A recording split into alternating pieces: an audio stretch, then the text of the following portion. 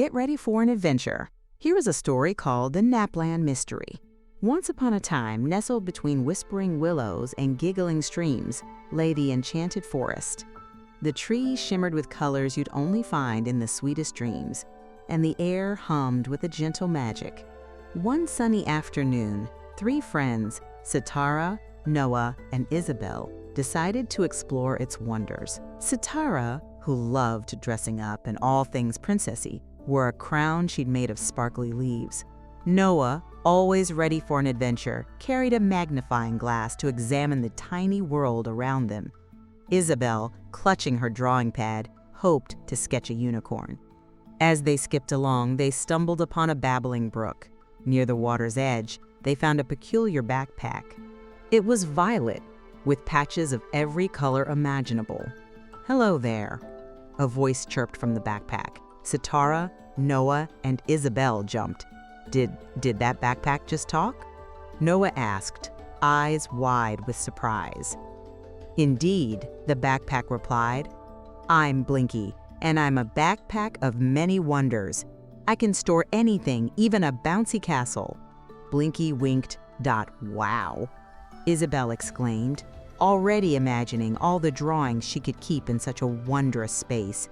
"I'm told there's a very important person that you should meet." Blinky continued. "Who?" Sitara asked curiously, adjusting her leaf crown. "Queen Snoozle, ruler of Napland. She gives everyone the power to nap anywhere.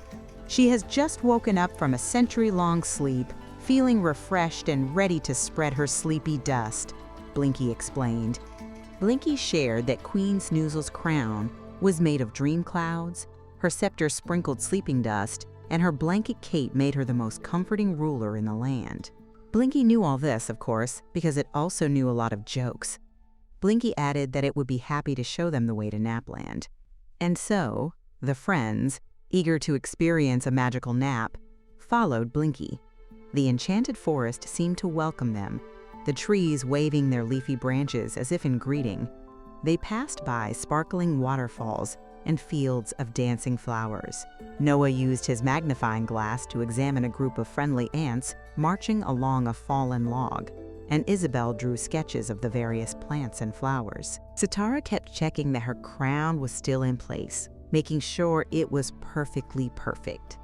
Their journey wasn't without challenges. They had to solve riddles left by mischievous sprites who loved to play tricks. "I have cities but no houses, forests but no trees, and water but no fish. What am I?" A tiny sprite with a mischievous grin asked. "A map," Sitara cried. They also had to cross a river filled with giggling fish who tickled their toes as they passed. But with Blinky's help, they navigated all the obstacles. As they ventured deeper, the forest began to change. The happy colors seemed to fade slightly, replaced by a subtle grayness. Blinky said. "This isn't right. Napland is usually the most peaceful place in the world." Finally, they arrived at Napland. Instead of being the cozy paradise Blinky had described, the air felt heavy, and an unsettling stillness hung over everything. The dream clouds that were meant to float above the castle were dull and lifeless. They reached Queen Snoozle's cloud-made castle, and there she was, looking worried and tired. Her usually bright orange cloak seemed a little faded.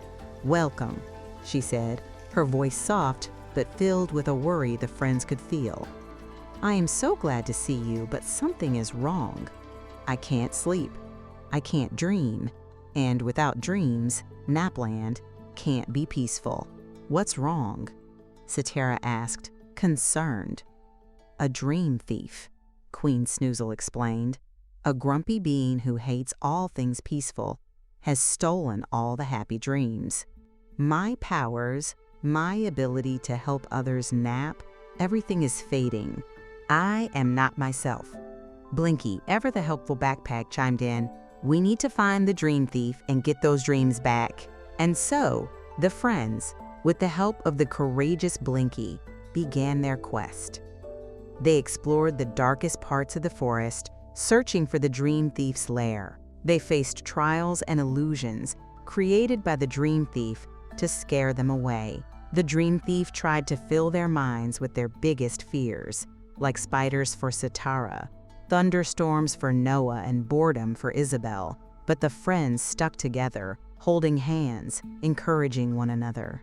Sitara thought of all the things that made her happy: her cousins Duke and Blue, her favorite blanket, and her favorite food, pizza with no sauce. Noah thought of all the animals he knew and enjoyed in nature. Isabelle envisioned a world filled with unicorns and magic. Because of their bravery, they pushed through the illusions. Finally, they found the dream thief's lair. It was a shadowy cave filled with dusty jars. Inside each jar swirled a different dream. Dreams of puppies and tigers playing together, dreams of magical crowns, dreams of chicken and rice. There, in the center of it all, was a giant jar filled with all the stolen dreams. "Give those back," Sitara demanded. The dream thief just scoffed. "Never. I hate happiness. I hate peace." The friends knew they couldn't fight the dream thief, but they knew they couldn't give up either. They started thinking about what made them happy, the love they shared, and the things that made them feel safe. They thought of the love they had for Duke and Blue. They thought of puppies, tigers, crowns, and pizzas with no sauce. As they focused on these thoughts, the cave began to brighten, and the dream thief seemed to shrink back into the shadows. With a final burst of courage, Sitara, Noah, and Isabelle, with the help of Blinky, began to gather the dreams. They opened the giant jar and sent the dreams back to Queen Snoozle. As the dreams floated back to her, the colors of Napland returned, and the air filled with a soft, peaceful glow. Queen Snoozle's crown sparkled again. Queen Snoozle, feeling her powers return, rewarded the children with a magical nap. As they drifted off, they dreamt of unicorns and pizzas with no sauce, puppies and tigers playing together, and their cousins Duke and Blue joining in the fun. When they woke up, they felt refreshed and ready to explore more of the Enchanted Forest. They left with a deeper understanding of the importance of peace, friendship, and the power of dreams. "We did it," Noah exclaimed. "It was the best day ever," said Isabelle, who couldn't wait to draw all the amazing things they saw. Sitara, adjusting her now even more sparkly leaf crown, smiled. "We did it together." The Enchanted Forest, now more vibrant than ever, bid farewell to the children, promising them many more magical days. Let's see what a great listener you are. Can you answer the following question?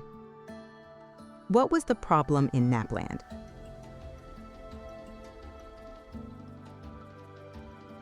Let's see how you did. The answer is, the dream thief had stolen all the happy dreams, making it difficult to sleep. You did a great job. I hope you enjoyed this story pie tale. I'll see you next time.